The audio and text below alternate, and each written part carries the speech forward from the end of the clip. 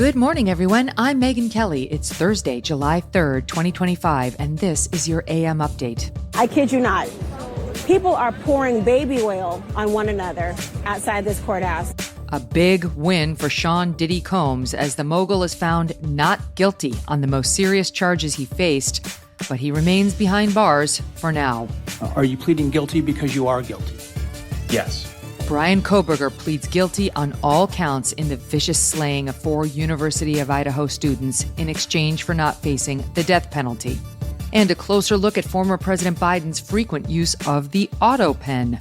Who was really in charge of running the country? All that and more coming up in just a moment on your AM update. 1 in 2 adults have high blood pressure, and many don't even know it. That's a ticking time bomb. But here's the good news.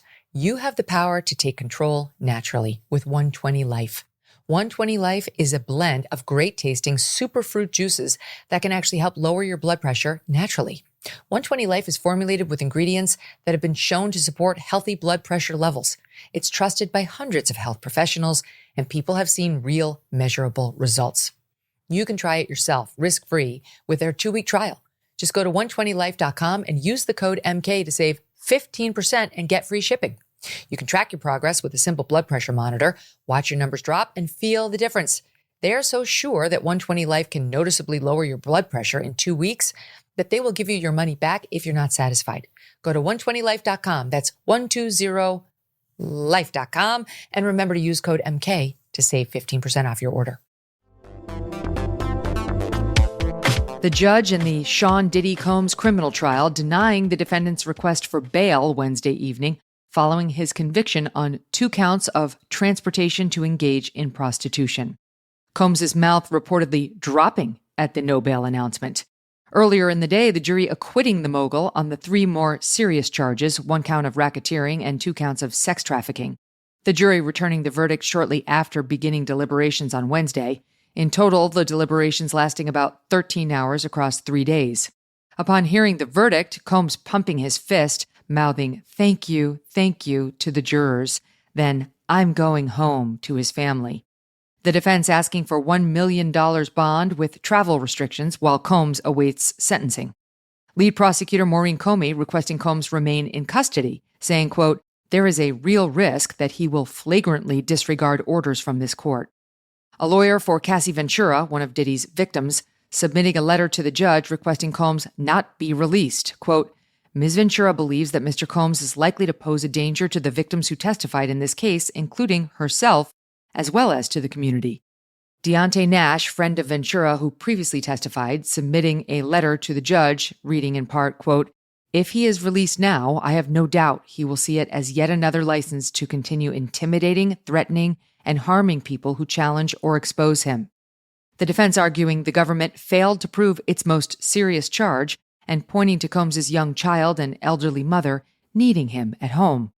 The judge citing Combs' past violent behavior, noting the defense attorney, quote, "full-throatedly in your closing told the jury there was violence here," end quote, concluding, quote, "Prior to the trial, the court denied bail and sees no reason to reverse that now." Combs now faces up to 10 years for each count of transportation to engage in prostitution. As the prosecution and the defense debated sentencing terms, a newly emboldened Combs requesting to speak to the judge directly. No such exchange took place. A remote hearing is set for Tuesday next week to address the sentencing scheduling. Bryan Kohberger accepting a highly controversial plea deal on Wednesday, pleading guilty to all 5 counts against him, 1 count of burglary and 4 of first-degree murder.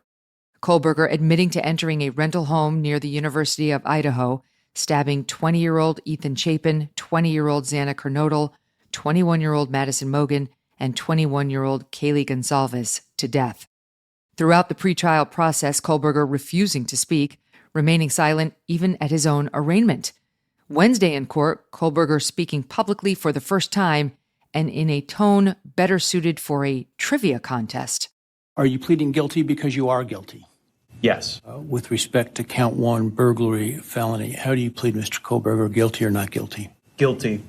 As to count 2, murder in the first degree, As it relates to the murder of Madison Mogen, how do you plead guilty or not guilty? Guilty. As to count 3, as it relates to murder in the first degree for the murder of Kaylee Goncalves, how do you plead guilty or not guilty? Guilty. As to count 4, the first degree murder of Xana Kernodle, a human being, how do you plead guilty or not guilty? Guilty. As to count 5, the first degree murder of Ethan Chapin, a human being, how do you plead guilty or not guilty? Guilty. Kohberger avoiding the death penalty according to the terms of this deal. The outcome shocking and outraging many, including the father of Kaylee Goncalves, who wanted a jury to decide Kohberger's fate after a public trial and with the death penalty on the table. Mr. Goncalves releasing a statement after the plea that reads in part as follows. The plea began with the defendant claiming responsibility for his actions with one-word responses. All were sufficient for the court and the prosecution team, because that is what this plea was about today, the court and the prosecution. A plea that makes everything go away for them and lets them get back to their normal routine. This plea did not represent the victims' families. It represented an easy way out and no answers. Former homicide prosecutor Matt Murphy Wednesday on the Megyn Kelly Show. I'm kind of frustrated, actually. I sat on our death penalty special circumstance committee for 15 years in Orange County. And essentially what you do in a special circ murder like this, it's special circumstances murder, is you go through the law piece by piece and you weigh the aggravating versus mitigating circumstances. And from that, we would make a recommendation to the elected DA, who then makes a very somber decision whether or not to seek the death penalty or life without possibility of parole. This case screams out for the death penalty. So my big question here is what changed? Because it's unethical to file a death enhancement or to seek the death penalty with the idea that you are extracting a plea. And when you hear the evidence, for me, listening to the fact that he got a K-bar on Amazon before he moved out, this is an overwhelming case. So again, what changed other than him deciding, other than Kohberger asking to plead guilty, that changed the assessment that this was a death penalty case? The big winner today, I hate to say it, is Bryan Kohberger. And I'm just as frustrated listening to that. Author Howard Bloom, who has diligently covered this case with many exclusives, also criticizing the prosecutors over the plea deal on the Megyn Kelly Show. It is such a cynical decision on the part of the state to make this plea bargain. And during the course of the recitation by Thompson, he kept on saying things, so many things we don't know. He said, for whatever reason, we don't know exactly why he did this. The evidence suggests. These are answers that we will never get, that the families, more importantly, will never get. The state, the town, the surviving families, they will never forget this. And I think they've been done a real injustice by the state. Many family members of the victims appearing in court today, visibly emotional in the presence of their loved one's murderer. NBC reporting Christy Goncalves, mother of Kaylee, sobbing at the mention of her daughter. Ben Mogen, father of Madison Mogen, looking agitated, breathing heavily. The families split on the plea deal. Steve Goncalves accusing prosecutor Bill Thompson of making a deal with the devil. The Mogen family releasing a statement saying they support the agreement 100%, believing it to be the best possible outcome.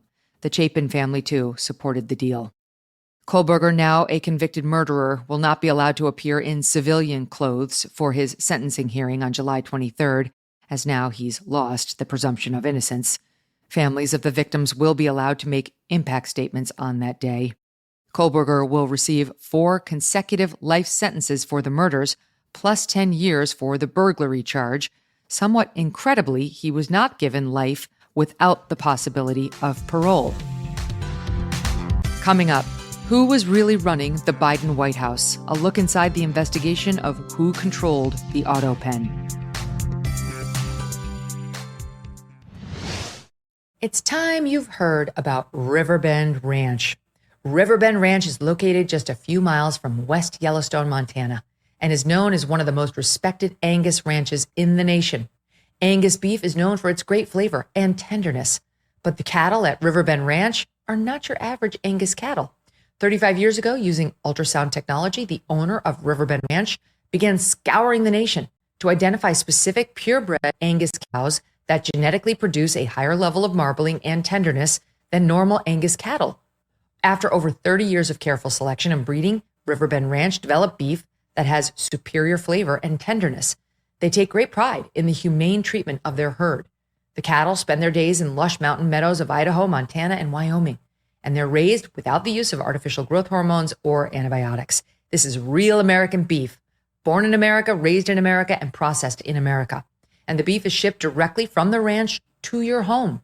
Go to riverbendranch.com. Use promo code Megyn to get $20 off on your first order. It's absolutely delicious. You can taste the difference. riverbendranch.com, promo code Megyn. As America watched the clear cognitive decline of President Joe Biden throughout his presidency, many wondered who was actually running the White House. A bombshell report by the nonprofit government watchdog, the Oversight Project, finding the vast majority of White House documents with President Biden's signature were signed by Autopen. An Autopen is a mechanical device used to replicate a signature. We spoke to the president of the Oversight Project, Mike Howell, about his investigation and what it reveals about who was actually running the Biden White House. We, like the rest of the country, were acutely aware of the fact that President Biden was malfunctioning and not running the White House. And we were trying to look into the ways that they could run a White House without a functioning president. And we basically centered on how are they signing things? How's the paper moving? As one of the ways. And so we pulled the signatures and saw that, a pattern emerged, and it was very clear that there was copy and paste signature, an Autopen device. And so we began pulling the paper to study the usage of it over time. We basically have found that there are at least 3, and there's a 4th one that we have found that we're working up now, versions of the signature that were used for various types of documents, to include executive orders, pardons, proclamations, and the usage of it picked up over time, particularly in like weird scenarios in which Biden was actually in D.C. and able to sign other things. Multiple investigations launching in the wake of these findings, including President Trump ordering the DOJ to launch a probe last month. The House Oversight Committee also starting its own investigation, last week summoning former Biden staff secretary Neera Tanden for more than 5 hours of closed-door testimony. Chairman James Comer later revealing Tanden testified she had minimal interaction with President Biden. Howell describes the role of the staff secretary and just how unusual it is for someone in this role to have limited face time with the president. It is a very important job. It is the person who controls the paper flow from the president and keeps things at the White House legal and organized traditionally, a very, very senior staffer. Neera Tanden famously was, she's a Soros operative. It's her job to basically ensure that the paper moves in accordance with, policy procedure and is, legally sufficient. When you have White House senior staff that is basically not interacting with the president, but is in charge of deploying his signature and his binding authority on documents, it's a major, major break in past precedent and procedure. You shouldn't have someone in that position of seniority that doesn't even speak with the president to know that he actually approves the things that you're putting his name to. She was taking orders via paper decision memos that went up to senior staffers, then came back to her. And so the chain of command was broken in that regard. The signature was being applied without the person applying it knowing that the president actually signed off on it. Howell says Tanden's testimony raises questions about whether President Biden knew what he was signing off on. She also spoke to a really irregular process in which written decision memos would go up the chain of command from her and then would come back with just an initial saying it's good to go. And that raises another major question. Is the decision memo the actual text of the executive order, or is it something different? One fact pattern that we could be dealing with is a descriptive memo goes up to the president saying something to the effect of, we're going to do a bunch of executive orders. They will undo Trump's inhumane policies, and they will make everything sunshine and roses on the border. Everybody loves it. This is going to make you a hero. And then the executive orders that come out are these really prescriptive and destructive executive orders to undo every last aspect of border security. And so it could be something that is way out of line with the presidential intent and assent as to, what is in the decision memo versus what actually happens. And that's what I'm looking to see. Is there a mismatch there? That's one of the big themes we're zeroing in on. Howell describes a number of possible crimes his group is investigating. We think there are crimes that are likely to have been committed. Those would include impersonation. You can't impersonate a federal official. You can't forge a signature. There could be forgery. I think there's a lot of bribery at play. I think the whole story of the Biden family pay-to-play scheme over decades is one of bribery and foreign pay-to-play and failure to register as foreign agents and doing work on behalf of foreign governments. Also secondary to that, like the people who were aware that this scheme was underway and that they were functioning the White House out of the constitutional order, and, with all these other crimes that I've mentioned potentially happening, could be guilty of misprision of a felony, which is basically like a failure to report. In June, the Biden office releasing this statement, attributable to President Biden, quote, "Let me be clear. I made the decisions during my presidency. I made the decisions about the pardons, executive orders, legislation, and proclamations. Any suggestion that I didn't is ridiculous and false. But for now, the various investigations are ongoing." And that'll do it for your AM update. I'm Megyn Kelly. Join me back here for the Megyn Kelly Show, live on SiriusXM Triumph Channel 111 at noon East, on youtube.com/Megyn Kelly, and on all podcast platforms.